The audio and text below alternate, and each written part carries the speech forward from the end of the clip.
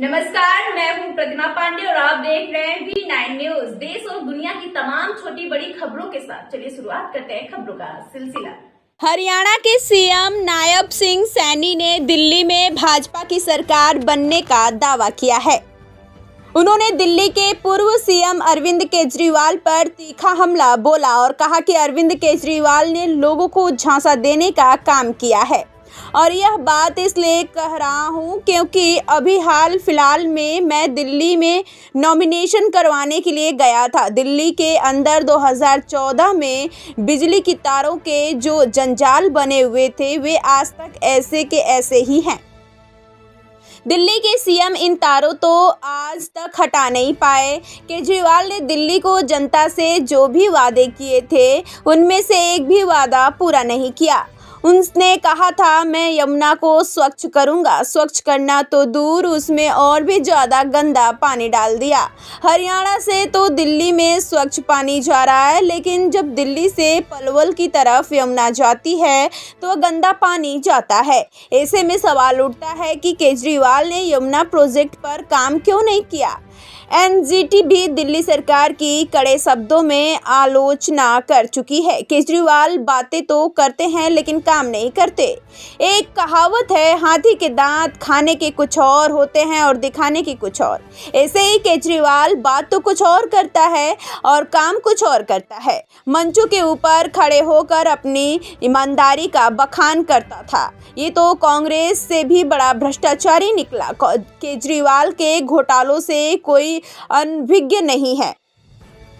दिल्ली की तिहाड़ जेल में रहना पड़ा। दिल्ली का मंत्रिमंडल तिहाड़ जेल के अंदर पड़ा है। अब दिल्ली के लोग केजरीवाल को बाहर का रास्ता दिखाने वाले हैं। उन्होंने 370 भ्रष्ट पटवारियों को लिस्ट के सवाल पर कहा कि भ्रष्टाचार पर सवाल जीरो टॉलरेंस की दृष्टि से काम कर रही है और भ्रष्टाचार बिल्कुल भी बर्दाश्त नहीं किया जाएगा। इसलिए अधिकारियों को भी निर्देश दिए गए हैं कि कर्मचारियों को निर्देश दीजिए और बताइए कि हमें जनता के कार्यों को प्राथमिकता देनी है। समाधान शिविरों के माध्यम से भी कोई भी व्यक्ति अपनी बात डीसी और एसपी को कह सकता है। मोहनलाल बड़ौली के सवाल को लेकर सीएम बसते नजर आए। दिल्ली के अंदर बीजेपी का नहीं, दिल्ली के अंदर मैं जा रहा हूं। मैं पीछे भी गया था, नॉमिनेशन के ऊपर गया था। दिल्ली में भारतीय जनता पार्टी की सरकार बन रही है, क्योंकि भारतीय जनता पार्टी की जहां भी सरकारें हैं, आदरणीय मोदी जी के नेतृत्व में पहली बार गरीब व्यक्ति के हित में काम हुए हैं। गरीब को मजबूती दी गई है और गरीब की चिंता की गई है। दिल्ली के अंदर तो जो केजरीवाल की सरकार है, उसने तो क्योंकि लोगों को झांसा दे दिया, बड़ा झांसा ऐसा दे दिया। मैं अभी नॉमिनेशन कराने गया था, वो तो जब 2014 के अंदर एक पोल के ऊपर चढ़ गया और वो तार उसकी लगाई दी उसने, काट का बिजली वाली। लोगों ने सोचा तो बड़ा हुआ ईमानदार आदमी है और उसकी गल खड़े हो गए लोग दिल्ली के, समझ रहे हैं। मैं अभी गया, वो तारों का जंजाल ऐसी ही पड़ा है। दिल्ली के मुख्यमंत्री तारों का गलियों से जंजाल हटा नहीं पाए। सड़कों के ऊपर गलियों में वैसी जंजाल लटक रहे हैं।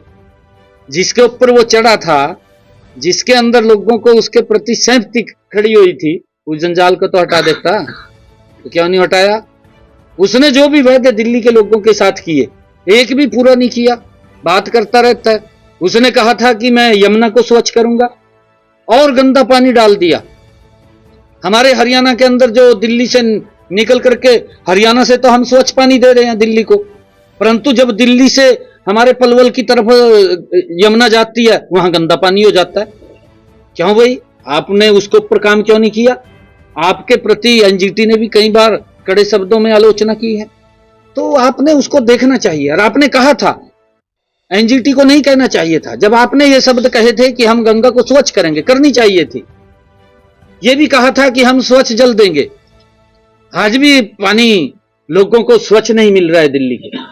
ये बात तो करते हैं, परंतु बात करके, ये एक कहावत है कि हाथी के दांत खाने के और दिखाने के और। ये बात तो कुछ और करता है, परंतु काम कुछ और करता है। ये बात मंचों के ऊपर बोलता था कि मैं तो ईमानदार हूं, मेरी पार्टी ईमानदार है, कांग्रेस से भी बड़ा भ्रष्टाचारी जिसको गाली देता था उससे ज्यादा निकला। क्या हालात करे, उसके घोटालों से कोई अनभिज्ञ थोड़ी है। दिल्ली के सारे लोग जानते हैं, तिहाड़ जेल के अंदर रहना पड़ा, मंत्रिमंडल पड़ा है तिहाड़ जेल के अंदर, क्या स्थिति हुई है।